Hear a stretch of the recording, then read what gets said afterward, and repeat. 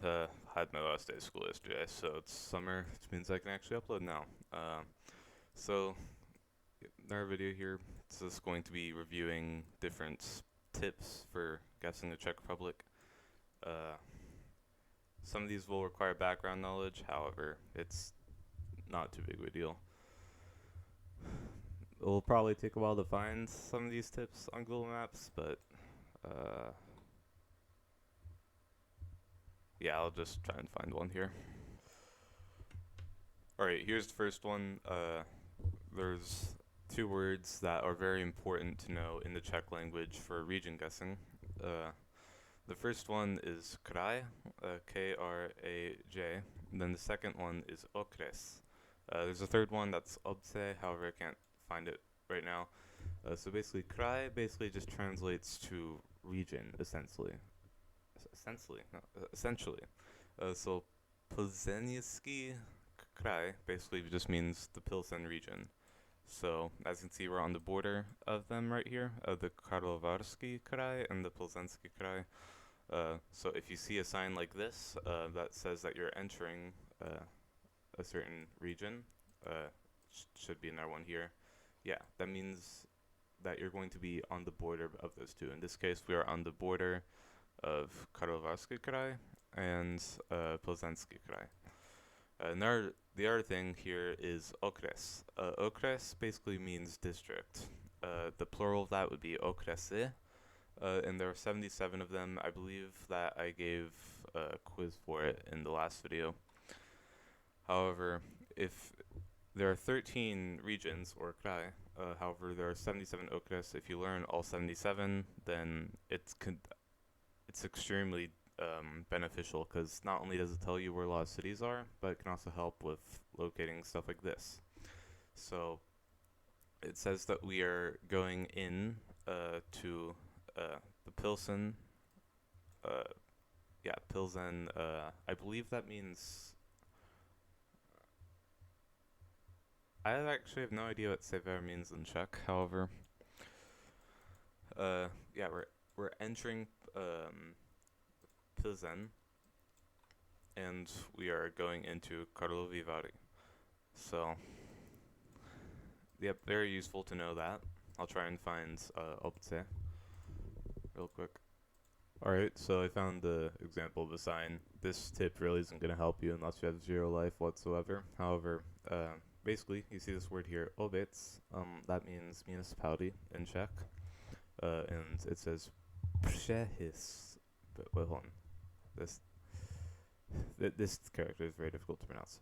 Przehishov. Alright, that's the best it's going to get. However, that is the name of the municipality down there, and this sign indicates that you're crossing into that municipality. There are 6,258 municipalities located within the Czech Republic, so if you memorize all of them and their names, then get a job. That's what I'm doing, so I can't be talking. However, it can help you quite a lot in Czech GeoGussr.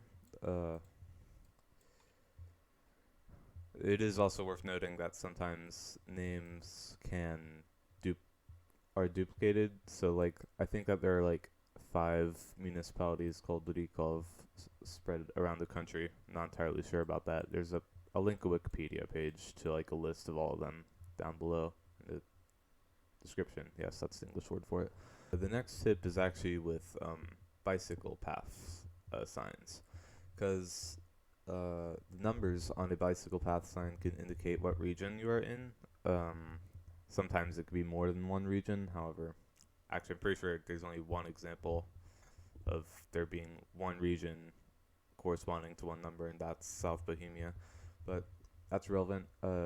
So you see like these small yellow signs all over the Czech Republic with like a bicycle on them and some numbers. The first digit of these signs can tell you what region you're in. I'll put a map on the screen now, saying that, which tells you which number corresponds to which region. The map is from plonket.com, which I will also link in the description. However, it's also very worth noting that these signs are only useful if there are 4 digits on them. If there are 2 digits or 3 digits, like you'll often see, they're not useful at all. It's because it's this first digit of the 4 digits that actually tells you what region it is. Alright, I'm actually in the photo sphere for this one, which is very low quality, kind of slanted as well, but it's all I need to get the point across. So next tip is for landscape guessing. So we are currently in like a northern area of Bohemia, and in Bohemia, along the border with Germany and Poland, you get like you, the Czech Republic has like hills and mountains all throughout the country. It's primarily a rolling hills kind of landscape, but you can find mountains everywhere. However, the ones in Bohemia are weird because they're very like pointy and triangular-y. I don't really know how to describe it, but like that, for example, those are very weird looking mountains, I'd say. They're not really mountains, they're more or less hills, but you get the point. So the next tip, I think, no, this isn't going to be the last one. I have a couple more. However, you see this word nod. That basically, it basically means that it's on something. 99% of the time, it's going to be a river. So Star nad Sazavo basically means that it's on the Sazavo River. Well, the Sazavo isn't a river, but hold on. The actual river is called the Sazava. The O is just like something of Czech grammar. However, if it'll show up, the river doesn't want to show up, but yeah. So learn your Czech rivers. It can be very helpful in locating them. Some of the large ones that I can think of off the top of my head that are quite common are the Sazava, the Vltava is quite common, Morava, Labem, as you can see, Usnad Labem, the Orže, and their last one, maybe. I know a lot of rivers, but I can't think of them right now. Yeah, you get the point. Just learn your Czech rivers. They could be useful. Oh yeah, and another thing to note about that is, hold on, let me, gotta find the sign real quick. Alright, so a lot of the times, in GeoGussr, on the signs of Czech Republic, you'll see that the cities are like abbreviated. So Star nad Sazavo is just written as Star and S. So it's very important to know what those abbreviations are, because obviously you're not going to be in this view in GeoGussr where you could just read out the entire name. You're going to be in Street View, so it's important to know how to read those abbreviations on the signs. The next tip is kind of specific. You probably won't use it that often, but when you will use it, it's very good to know.